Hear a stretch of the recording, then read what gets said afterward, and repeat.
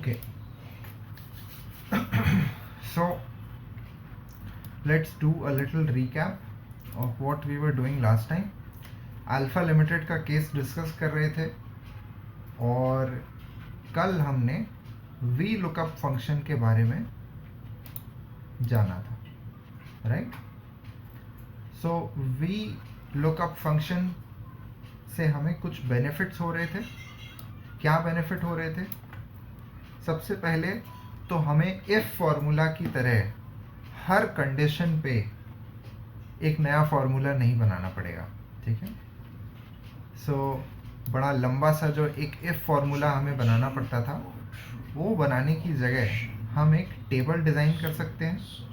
जैसे हमने यहाँ पर टेबल एक डिज़ाइन करी थी, तो इस टेबल में हमारे पास 3 कैटेगरीज थी और हमने कहा था मान लो बिजनेस पॉलिसी चेंज हो जाती है और एक चौथी कैटेगरी भी इंक्लूड हो जाती है.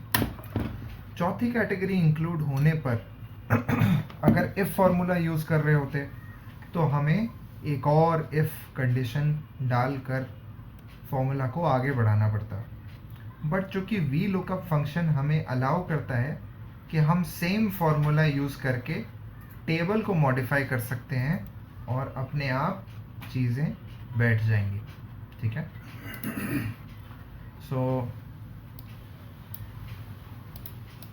let me also clear that up.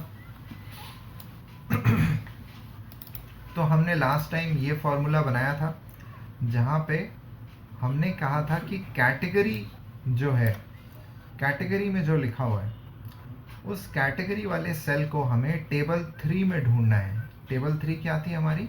ये वाली टेबल. इस टेबल में ढूंढना है कि भाई कौन सी कैटेगरी में हमें अमाउंट को चेक करना है. फिर हमने बताया था कि टेबल 3 में सेकंड वाला कॉलम है. सेकंड वाला कॉलम यानी कि बेसिक सैलरी वाले कॉलम से हमें सैलरी को ढूंढना है और यहाँ पर लेकर आना है. तो एक्सेल ने वो काम किया और 25,000 यहाँ पर दिखाई पड़ रहा है. आकाश के लिए, हरमीत के लिए 15,000, दीपांशी के लिए भी 15,000 ऐसे नज़र आ रहा है. चलिए, तो अब हम ट्रैवल अलाउंस के लिए भी सेम चीज़ करेंगे, क्योंकि ट्रैवल अलाउंस और सिटी कॉम्पेंसेटरी अलाउंस ये दो चीज़ें हमें टेबल 3 में ही अवेलेबल हैं. तो अभी हम ट्रैवल अलाउंस के लिए इफ फॉर्मूला यूज़ कर रहे थे, राइट? तो एक काम करते हैं, थोड़ा बिफोर एंड आफ्टर कर लेते हैं. बिफोर एंड आफ्टर करके रखेंगे तो समझ जाएंगे कि हमने ऐसा क्यों किया था. तो बिफोर हम पहले ये फॉर्मूला यूज़ कर रहे थे.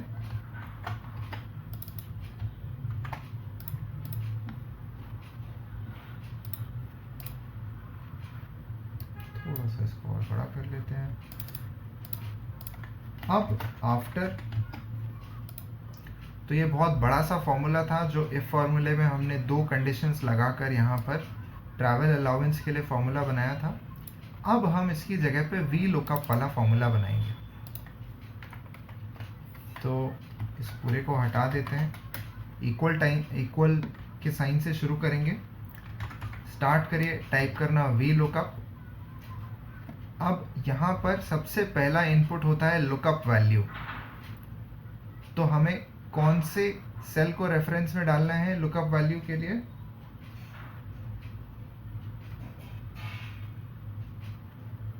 शीट में कौन से सेल को रेफर करेंगे लुकअप वैल्यू के लिए?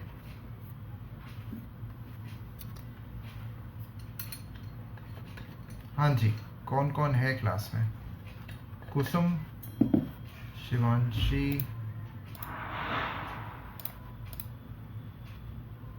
शिवांगी, सॉरी, कुसुम, शिवांगी, स्वरूपा, आरती, जतिन, कोई तो बताओ.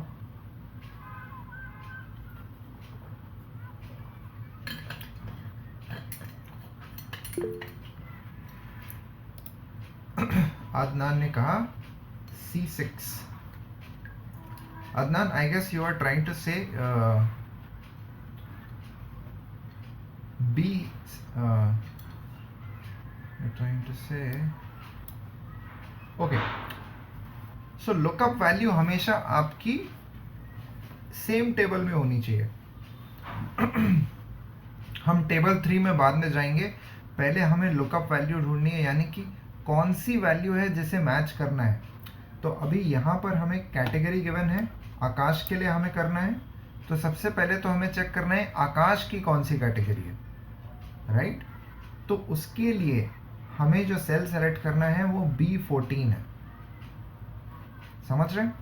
तो हमें सबसे पहली वैल्यू जो वी लुकअप में डालनी है वो ये डालनी है कि किस वैल्यू को सर्च करना है.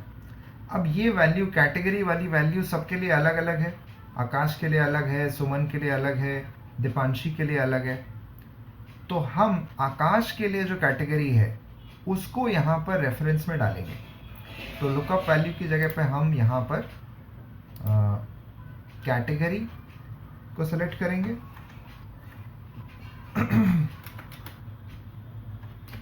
अब अगली चीज आती है टेबल एरे, यानी कि किस टेबल में सर्च करना है. तो टेबल हमको पता ही है, हमारी ये टेबल 3 है जिसको हमें रेफरेंस में डालना है. तो इस पूरी की पूरी टेबल को कैटेगरी से लेकर 500 तक यहाँ पे सेलेक्ट कर लेना है. तो आपको टेबल 3 यहाँ पे नजर आने लगेगी. चलिए, कॉल इंडेक्स नम बताइए. कॉल इंडेक्स नम की जगह पर क्या इनपुट में डालना है हमें. तीसरा इनपुट क्या होना चाहिए वी लुकअप में हमारा. कल हमने बात करी थी कि call index num which column to use. कौन से नंबर का कॉलम यूज करना है हमें यहाँ पर.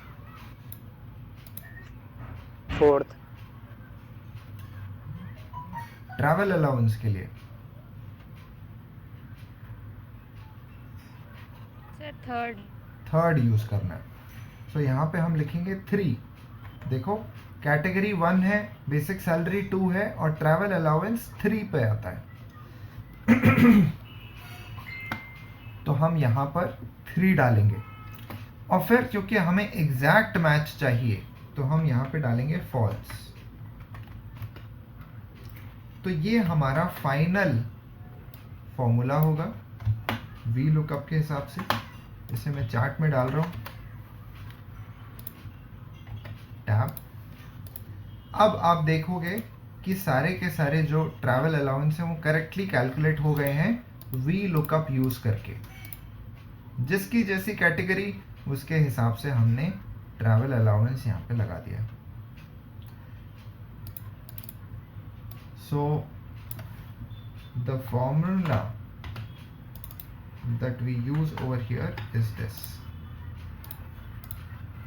इसकी जगह पर हम अब ये फॉर्मूला यूज करेंगे वी लुकअप के लिए. सिटी कॉम्पेंसेटरी अलाउंस के लिए भी सेम फॉर्मूला काम कर सकता है. बस हमें क्या चेंज करना है इस फॉर्मूले में. सिटी कॉम्पेंसेटरी अलाउंस के लिए इस फॉर्मूले में कॉलम नंबर 3 की जगह हो जाएगा क्या 4.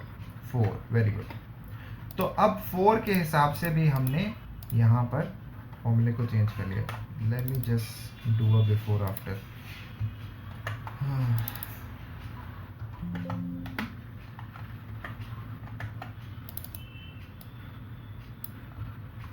Copy paste.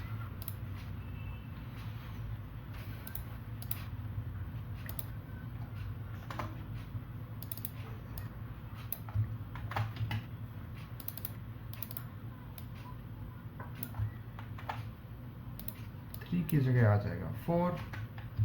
और अब हमारा सिटी कॉम्पेंसेटरी अलाउंस भी अपने आप कैलकुलेट हो रहा है. चलिए, तो अब हमने यहाँ पर वी लुकअप फंक्शन को कैसे यूज करना है वो सीख लिया है.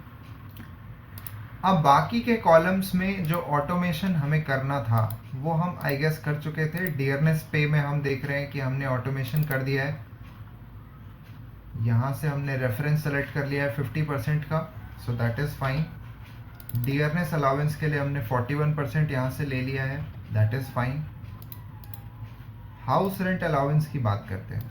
हाउस रेंट अलाउंस में हमने यहाँ पे देख लिया है कि येस और नो के हिसाब से हम चेक कर सकते हैं कि हाउस रेंट अलाउंस कैसे कैलकुलेट होगा। तो हाउस रेंट अलाउंस के लिए भी हमने 30% यहाँ से ले लिया है। So this is also automated. Gross salary में हमें ऑटोमेट करने के लिए खास कुछ है नहीं, क्योंकि हमें सम करना है हर चीज़ का। जीपीएफ में हमने ऑटोमेट कर दिया है B8 को सेलेक्ट करके, यानी 10% यहाँ से ले लिया है हमने। और इनकम टैक्स को भी हमने ऑटोमेट कर दिया है। चलिए, तो अब ऐसे करके हमने सारे के सारे जो हमारे कॉलम्स थे उनको ऑटोमेट कर लिया है। अब जो आखिरी स्टेप रह गया है, हमने ऑटोमेशन भी कंप्लीट कर लिया, तो ऑटोमेशन को हम ग्रीन कर देते हैं। अब बचा है लुक एंड फील, यानी कि टेबल की जो लुक एंड फील है, एक्सेल शीट की लुक एंड फील है, उसको चेंज करना है। तो इसमें ध्यान दीजिए, हमारे पास कुछ एक्स्ट्रा रोज हैं यहाँ पर, उनको हटा सकते हैं। तो इन रोज को यहाँ से हटा देते हैं।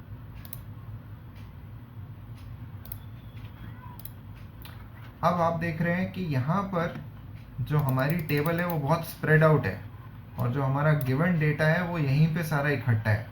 तो हम क्या कर सकते हैं, इसको हर कॉलम के आसपास यूज कर सकते हैं।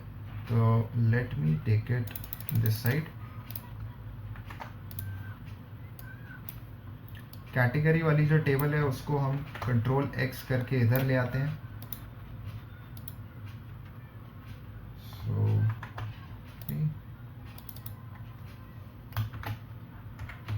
गिवन इंफॉर्मेशन आ गया यहाँ पर, ठीक है। अब यहाँ से हम इन तीन चीज़ों को ले लेते हैं, कंट्रोल X, और इनको यहाँ पे डाल देते हैं। और बाकी दो चीज़ें जो जीपीएफ और आईटी के लिए हमने यहाँ पे जगह बनाई थी, वो यहीं की यहीं रख सकते हैं हम। सारे के सारे कॉलम्स को सेलेक्ट करके एक बार ऑटो फिट कर दीजिए, और सही से जूम कर लेते हैं ताकि सारे कॉलम्स एक बार में नज़र आ जाए। काफ़ी लंबी चौड़ी टेबल हो गई है हमारी।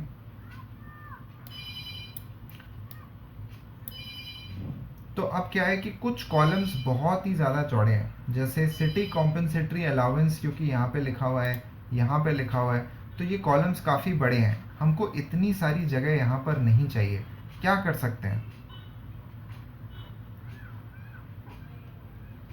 एनीवन हैज़ एनी आइडियाज क्या कर सकते हैं इन दो कॉलम्स के लिए? डी और एच कॉलम्स को थोड़ा साइज इनका कम करने के लिए क्या कर सकते हैं?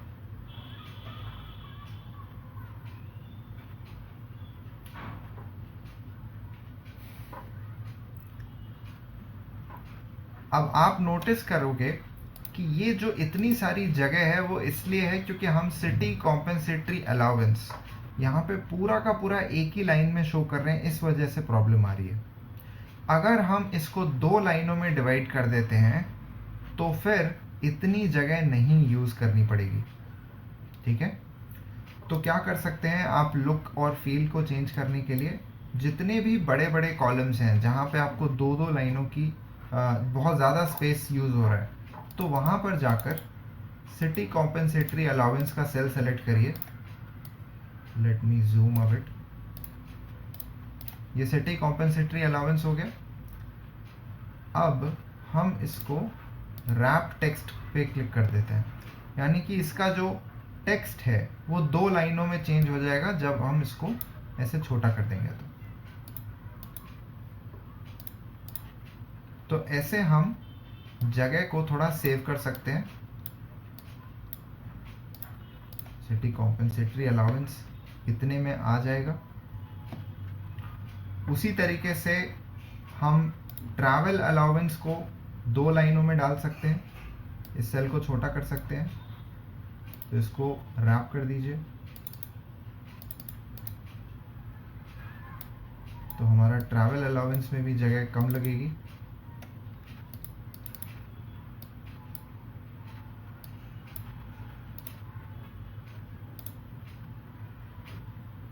सिमिलरली हम यहाँ हर कॉलम के लिए जहाँ पे बहुत लंबा हो जाता है मामला, उसको हम रैप टेक्स्ट कर देते हैं।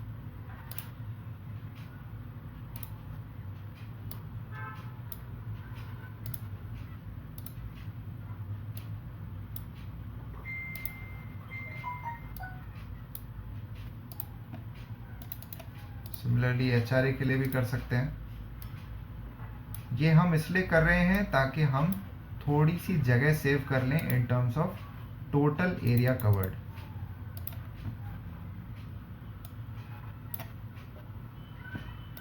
डियरनेस पे को करने की ज़रूरत नहीं है, सिटी कॉम्पेंसेटरी अलाउंस ऑलरेडी कर चुके हैं।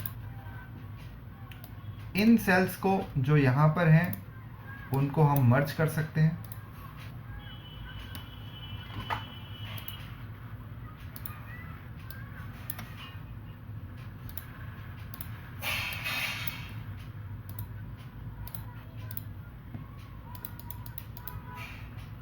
बाकी सारी चीज़ें मोर और लेस हैं हमारे पास। अब व्यू में जाके जूम टू सिलेक्शन करेंगे तो अब आप देखेंगे कि कम जगह यूज़ हो रही है और हम और एफिशिएंटली अपनी टेबल को प्लेस कर पा रहे हैं। ठीक है, सारे के सारे कॉलम्स यहाँ पर हैं हमारे पास में, तो इनको सेंटर अलाइन कर देते हैं, top alignment.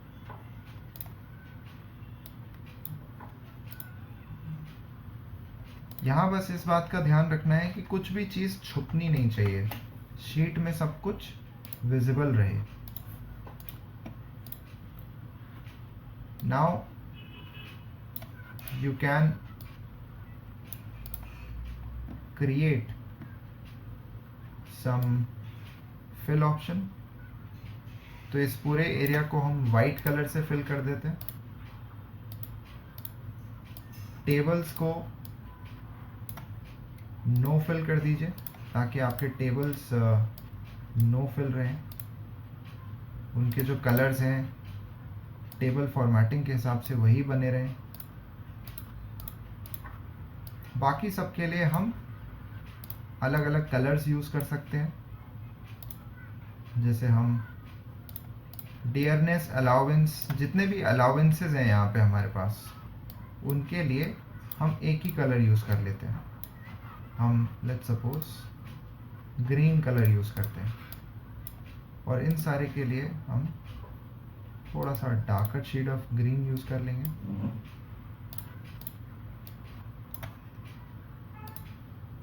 All borders, thick outside border, GPF, चूँकि ये डिडक्शंस हैं तो इनके लिए हम एक रेड कलर चूज़ कर लेते हैं। रेड कलर काफ़ी ज़्यादा हैवी है तो इसको थोड़ा लाइट कर दीजिए, लाइट शेड में यूज़ कर लेंगे।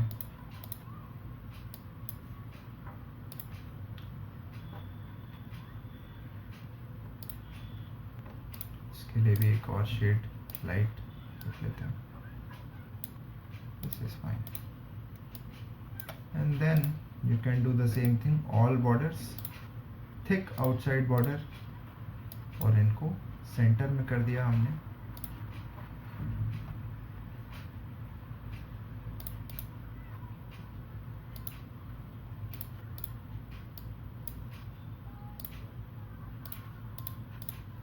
Okay, so now we can say कि this is a complete table with everything in it।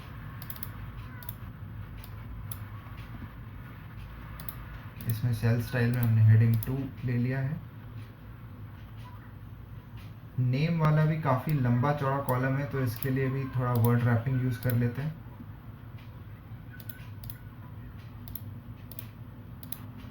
company name Alpha Limited, and now we have enough space in the table and it is looking nice also.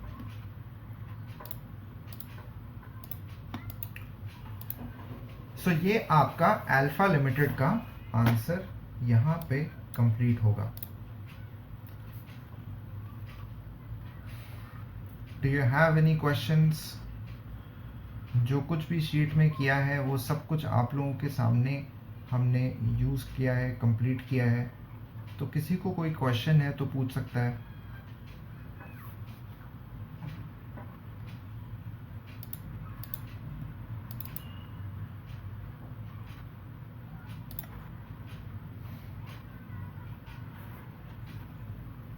शांति छा गई. सब लोग करने में busy है क्या? Question को सॉल्व करने में बिजी है. I hope.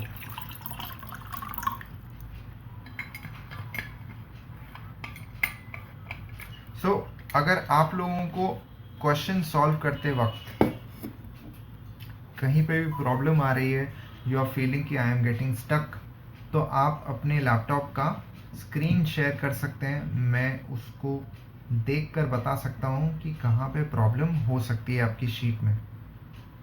So that way you can get the maximum benefit of the class.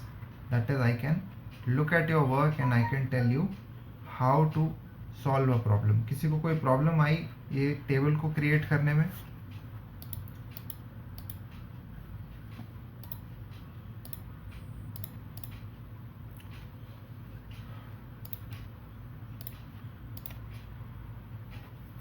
क्या सब लोग बहुत मजे में टेबल बना रहे हैं?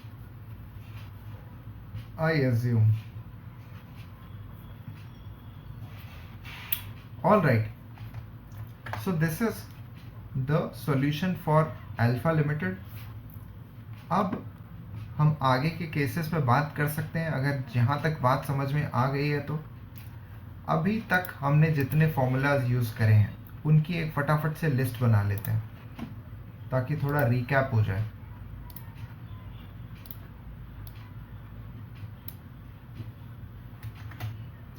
Formulas used till now. हाँ जी, कौन कौन से फॉर्मूलाज आपने यूज़ कर लिए बताती जाइए एक एक करके ताकि याद आ जाए.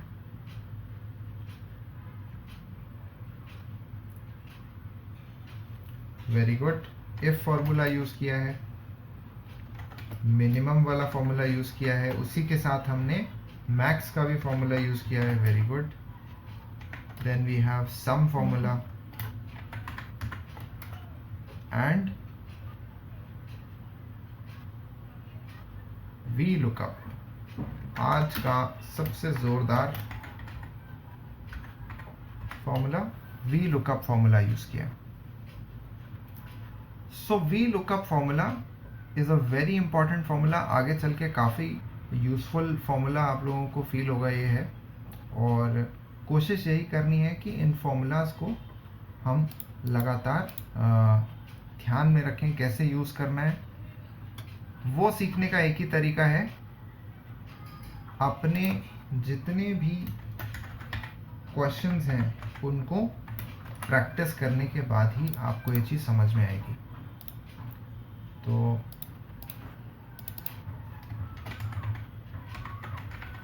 प्रैक्टिस जारी रखिए so that you guys come up with some doubts or anything that you have and which I can solve.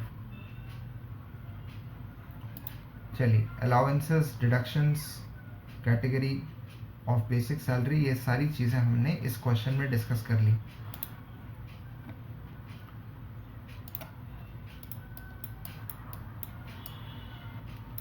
All right. अब बात करते हैं सैलरी ऑफ मिस्टर एक्स के बारे में. ये केस नंबर 3 है हमारा और ये केस थोड़ा सा डिफरेंट है क्योंकि यहाँ पर हम बहुत सारे लोगों की सैलरी नहीं कैलकुलेट कर रहे हैं. हम सिर्फ एक एम्प्लॉय की सैलरी कैलकुलेट कर रहे हैं. तो we have to calculate salary of mister X from the following particulars compute the salary of Mr. X for the financial year 2011 to 12. So 11 से लेकर 12 तक के हमको सैलरी कैलकुलेट करनी है। वो उन्होंने हमें बताया हुआ है कहाँ से लेकर कहाँ तक। मार्च 2011 से लेकर फरवरी 2012 तक हमने उनकी सैलरी कैलकुलेट करनी है। चलिए, पहला पॉइंट क्या है यहाँ पर? पहला पॉइंट है basic salary, brackets, allow any basic salary in the pay scale of 10,000, 3 to 5, 15,200. No fixed basic salary is given. Customizable spreadsheet. यानी कि यहाँ पे आपको एक रेंज दी गई है, एक पे स्केल गिवन है। सबसे पहले तो जानने की कोशिश करते हैं इस पे स्केल का मतलब क्या है। What do we understand by this pay scale? हाँ जी, कोई बता सकता है पे स्केल का क्या मतलब है? जो लिखा हुआ है यहाँ पे 10,000, 325 एंड 15,200। आज से पहले किसी ने स्केल के बारे में पढ़ा है? Yes sir. हाँ जी, क्या पता है हमें स्केल के बारे में? सर, जब 10,000 सैलरी होती है तो उसके बाद हर साल 325 रुपए बढ़ेगी सैलरी, जब तक 15,200 नहीं हो जाती। ठीक बात। तो जब कभी आप किसी पे स्केल को देखेंगे तो उसमें जो स्टार्टिंग अमाउंट है, जिस अमाउंट से स्केल शुरू हो रहा है, वो आपकी स्टार्टिंग सैलरी है। अगर आप इस पे स्केल में हो तो 10,000 आपकी मिनिमम सैलरी है। 10,000 से नीचे नहीं हो सकती आपकी बेसिक सैलरी। और हर साल, जैसा जतिन ने बताया, 325 रुपए, यानी जो सेकेंड अमाउंट पे स्केल में लिखा हुआ है 3 to 5, इतने का इंक्रीमेंट मिलेगा। यानी एनुअल इंक्रीमेंट 325 रुपए का मिलेगा और आप 15,200 तक, यानी मैक्सिमम सैलरी आपको 15,200 मिलेगी। ठीक है, तो अब एक्सेल में इसका मतलब जान लेते हैं कि हमारे लिए क्या हुआ। मैं यहाँ पर केस 3 डालता हूँ। केस 3,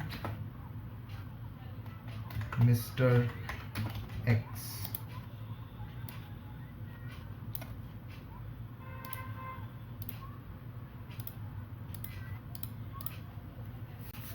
ओके, तो हमारा जो पे स्केल गिवन है वो क्या है? वो है 10,000 dash 3 to 5 dash 15,200।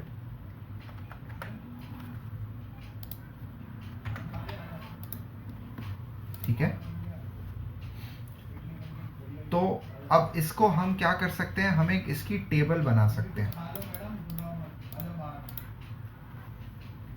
So starting salary हमारी है 10,000,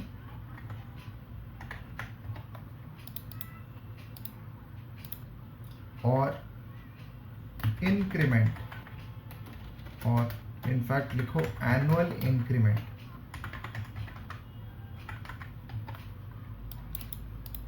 है 3 to 5। ठीक है, अब आप यहाँ पर एक टेबल बनाना शुरू कर सकते हैं जिसमें हम एक कॉलम बनाएंगे लेवल्स और दूसरा कॉलम बनाएंगे बेसिक सैलरी। सो यहाँ पर लेवल्स हम डिफाइन करेंगे 2, 3,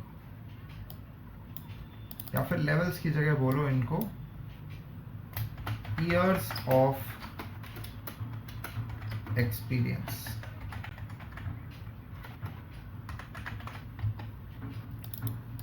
जितने साल आपका एक्सपीरियंस बढ़ता चला जाएगा उतने साल आपको क्या मिला है, और इंक्रीमेंट मिल गया है। ठीक है, तो अब हम इसको पहले अभी 10 लेवल के लिए एक्सप्लोर करते हैं। तो जो हमारी स्टार्टिंग सैलरी है वो है, यहाँ पे भी मैं एक रो ऐड करता हूँ, इंसर्ट रोज। यहाँ पे हो सकता है किसी का 0 इयर्स ऑफ एक्सपीरियंस हो, कोई फ्रेशर भी तो हो सकता है। तो फ्रेशर को भी हम कितनी सैलरी देंगे? कोई फ्रेशर अगर इस पे स्केल पे आएगा तो कितनी सैलरी पे आएगा मिनिमम? 10,000। 10,000। तो अब यहाँ पर हम क्या करेंगे, basic salary years of experience अगर 0 है तो हम लिखेंगे equal to starting salary B3। तो ये हमारी स्टार्टिंग सैलरी आ जाएगी। अब इंक्रीमेंट लग रहा है, मतलब कि हम इंक्रीमेंट एक बार लग रहा है। अगर आपने 1 साल का एक्सपीरियंस हुआ है इस जॉब में तो एक इंक्रीमेंट मिल जाएगा आपको, यानी कि पिछली बार वाली जो मिनिमम सैलरी थी प्लस जितना आपका एक्सपीरियंस है मल्टीप्लाइड बाय एनुअल इंक्रीमेंट। ठीक है, B4। अब B4 को यहां पर आप फिक्स कर दीजिएगा, क्योंकि अभी हम इस फॉर्मूला को ड्रैग करने वाले हैं। तो ये 10,325 आ गया हमारे पास। अब हम इसको ड्रैग करेंगे तो ऐसे सैलरी बढ़ती चली जाएगी।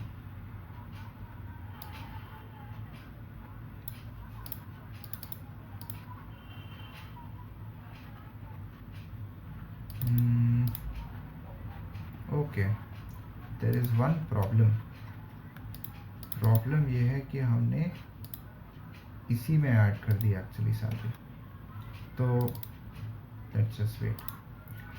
B6 को भी यहाँ पे फिक्स करना पड़ेगा क्योंकि वो मिनिमम सैलरी है, तो इसको भी फिक्स कर देते हैं। अब हमारी सैलरी शायद ठीक से काम करेगी। हाँ, तो हर साल 10,000 के ऊपर जितने साल का एक्सपीरियंस हुआ है वो ऐड होता चला जाएगा। तो इसी स्केल पर आप कितने साल काम कर सकते हैं वो पता लगाते हैं, यानी कि मैक्सिमम सैलरी आपकी 15,200 हो सकती है। तो अगर हम इसको आगे एक्सटेंड करते हुए जाएं,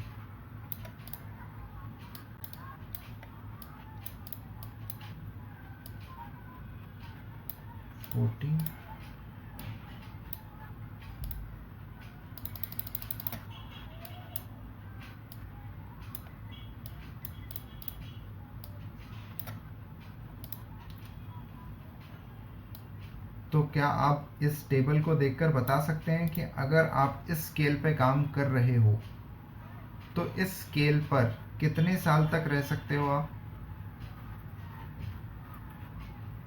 16 साल। 16 साल तक रह सकते हो, क्योंकि अब अगर इससे ज़्यादा आपको एक्सपीरियंस है तो आपका स्केल इंक्रीज करना पड़ेगा। इस स्केल में तो इतनी ही सैलरी मिल सकती है, तो हम 17 वाले को क्लियर कर देंगे।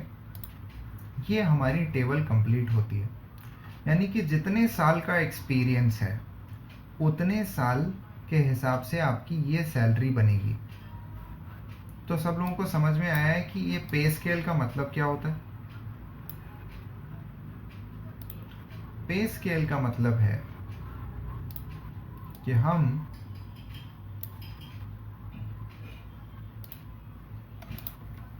जस्ट वेट अ सेकेंड,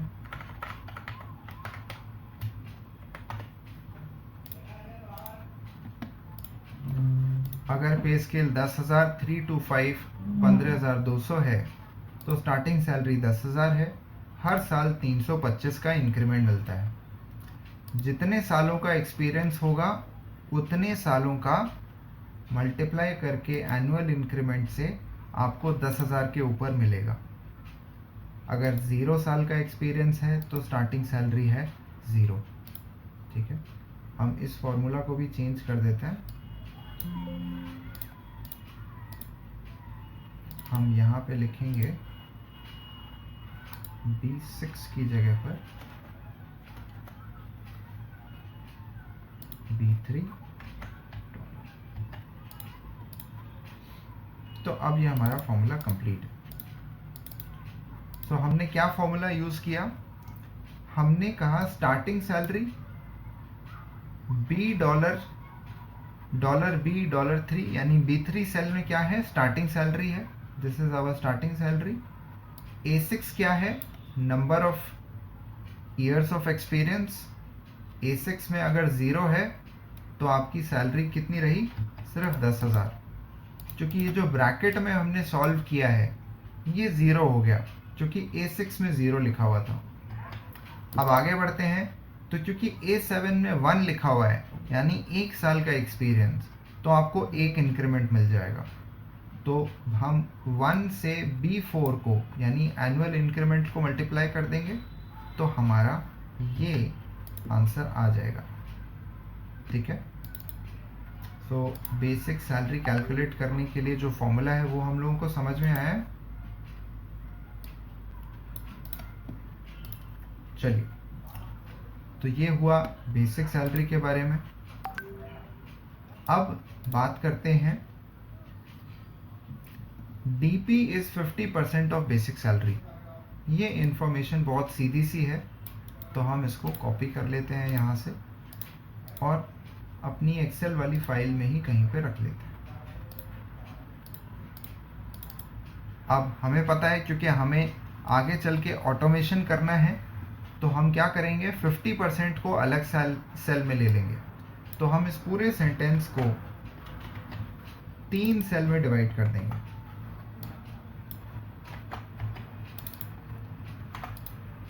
ठीक है। DP is 50% of basic salary. ऐसे अगर आप लिखोगे तो आगे चल के जब आपको 50% रेफरेंस में डालना होगा तो आपको इसी सेल को रेफरेंस में डाल देना है।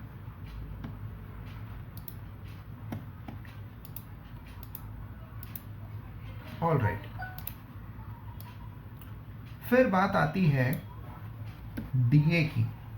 DA यानी डियरनेस अलाउंस। अब इसको समझने में थोड़ा सा टाइम लगेगा, तो इसको ध्यान से समझना है। DA as a percentage of basic plus DP। Basic और DP दोनों को मिलाने के बाद DA कैलकुलेट होता है। Is declared after every 6 months in the month of April and October. जो हमारा डियरनेस अलाउंस है वो हर साल अप्रैल और अक्टूबर में अनाउंस होता है, to be effective from January and July respectively. अब सिर्फ इस स्टेटमेंट को समझते हैं पहले। इसका मतलब क्या हुआ? अप्रैल और अक्टूबर में अनाउंस होता है और इफेक्टिव होता है जनवरी और जुलाई में।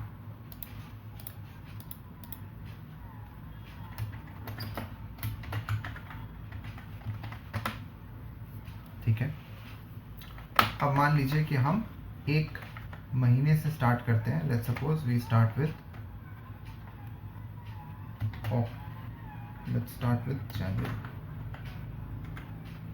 जनवरी 2013। जनवरी के सारे के सारे महीने हम यहाँ पे ऑटो फिल करके लगा लेते हैं। जनवरी, फरवरी, मार्च, अप्रैल। अब वो कह रहा है कि अप्रैल में अनाउंसमेंट होती है और अनाउंसमेंट होती है अक्टूबर में। ठीक है। अब दोनों अनाउंसमेंट में बीच में कितने महीनों का फर्क है?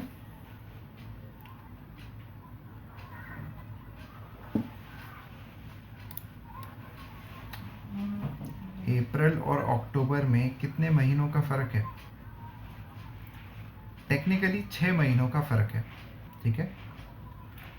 तो एक बार जो अनाउंसमेंट अप्रैल में होती है DA के बारे में, वो अक्टूबर में रिवाइज करी जाती है, यानी 6 महीनों का गैप है। ठीक है। इसको मैं बोल देता हूं, यहाँ पे हम एक टेक्स्ट बॉक्स बनाते हैं समझने के लिए। और इसका डायरेक्शन भी मुझे चेंज करना होगा, तो मैं चेंज करूँगा उसे।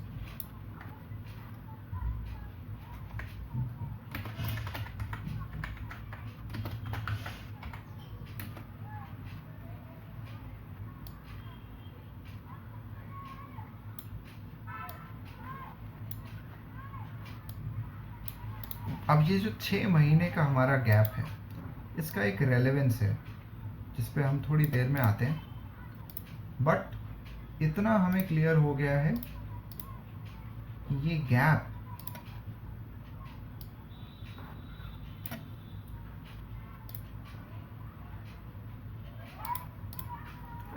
is the difference between April and October। अब उसने कहा है कि April and October to be effective from January and July respectively। तो जो अप्रैल में अनाउंसमेंट होती है वो जनवरी से अप्लाई होती है। So let me take a arrow.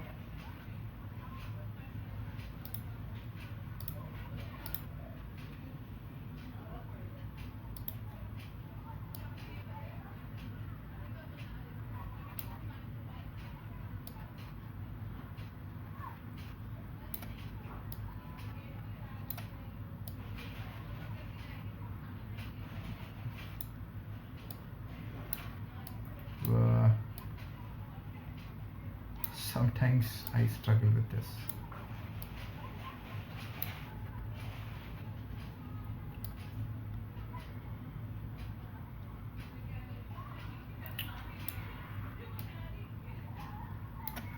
Just wait. I guess this was better. Yeah. तो जो अप्रैल की अनाउंसमेंट है वो जनवरी में अप्लाई होती है, इफेक्टिव, और इसको मैं कॉपी करता हूँ और जुलाई में effective.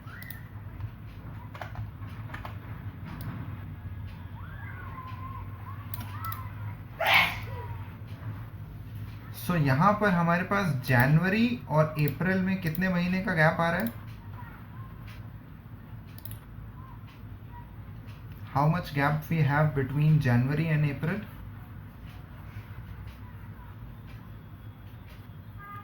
We have 3 months of gap।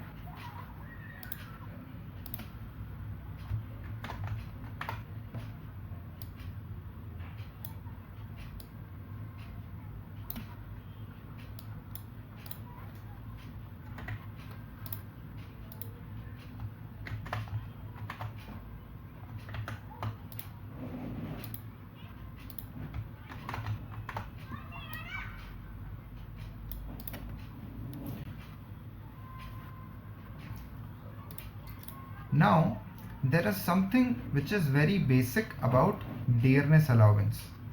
dearness allowance हम किस पर्पस के लिए देते हैं? dearness allowance का क्या पर्पस है?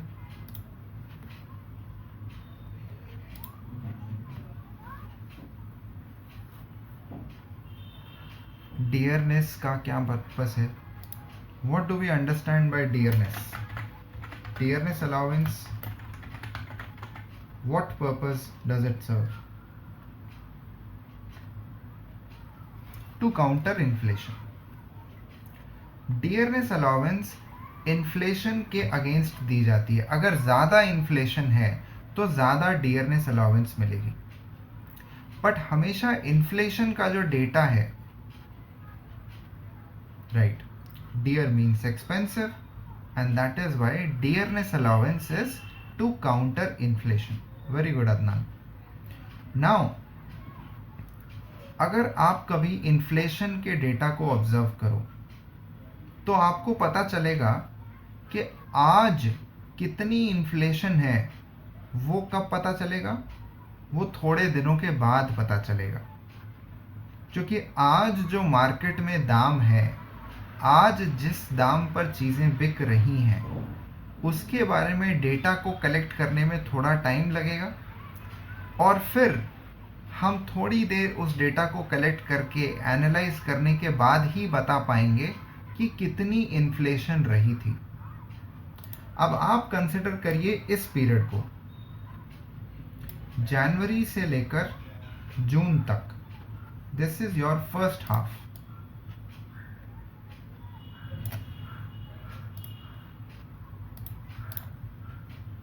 सो इस फर्स्ट हाफ में इफ यू ऑब्जर्व क्या हो रहा है कि जनवरी फरवरी मार्च के बीच में जो कंपनी है वो डेटा को एनालाइज करती है। Data is collected and analysed.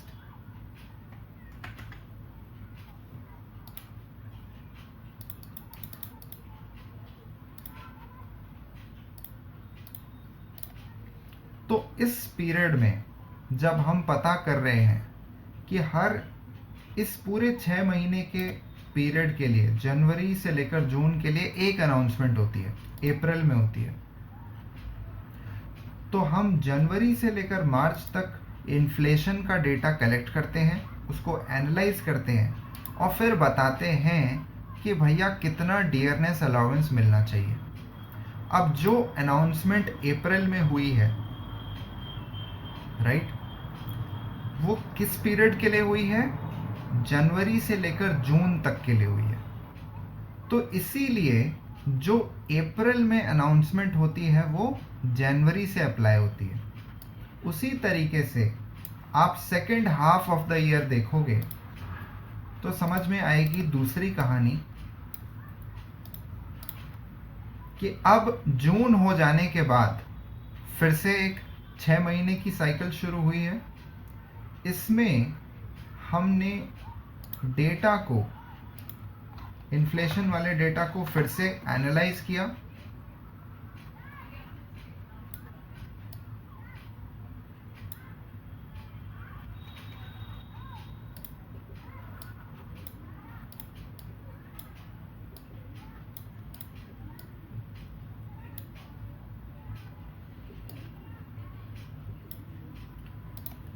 तो जुलाई अगस्त सितंबर, इन 3 महीने में हम फिर से डेटा को कलेक्ट करते हैं और फिर अक्टूबर में अनाउंस करते हैं कि इस पूरे 6 महीने के लिए क्या इन्फ्लेशन के रेट्स रहे हैं और हमें कितना डियरनेस अलाउंस देना पड़ता है। इसी वजह से आप देख रहे हो कि क्वेश्चन में लिखा हुआ है कि अप्रैल में जो अनाउंसमेंट होगी वो जनवरी से लगेगी। इसके लिए पता है क्या नाम यूज होता है? इसके लिए नाम यूज होता है dearness allowance is applied in retrospective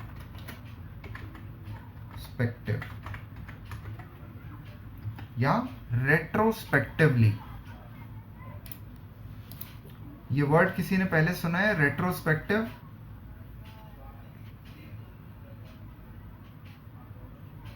Adnan has heard, nice. Retrospective का मतलब होता है कि आज कुछ चेंज किया गया है बट उसका इफेक्ट कुछ टाइम पीरियड पहले से आएगा। यानी कि जो टाइम बीत गया है, जो महीने बीत गए, कितने महीने बीत गए? जनवरी फरवरी मार्च, इतने महीने बीत गए। क्यों? क्योंकि हम अभी तक डेटा को कलेक्ट कर रहे थे, एनालाइज कर रहे थे कि भाई कितना इन्फ्लेशन चल रहा है।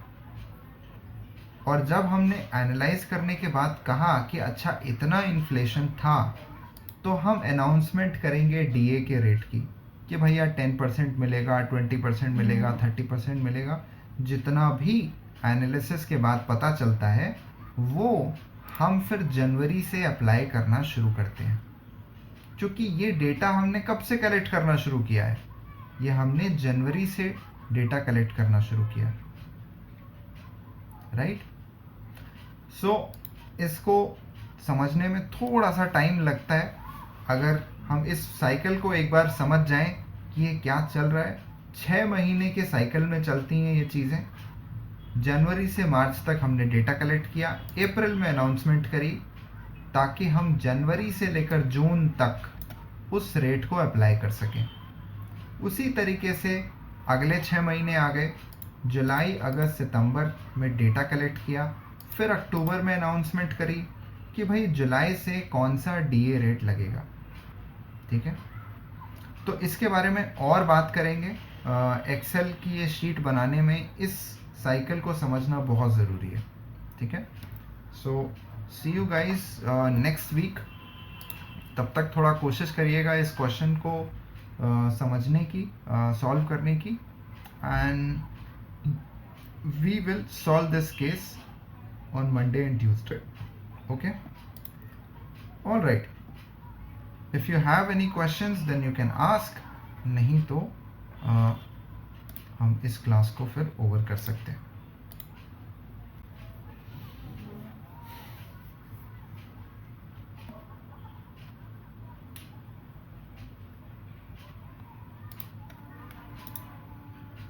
Bye everyone.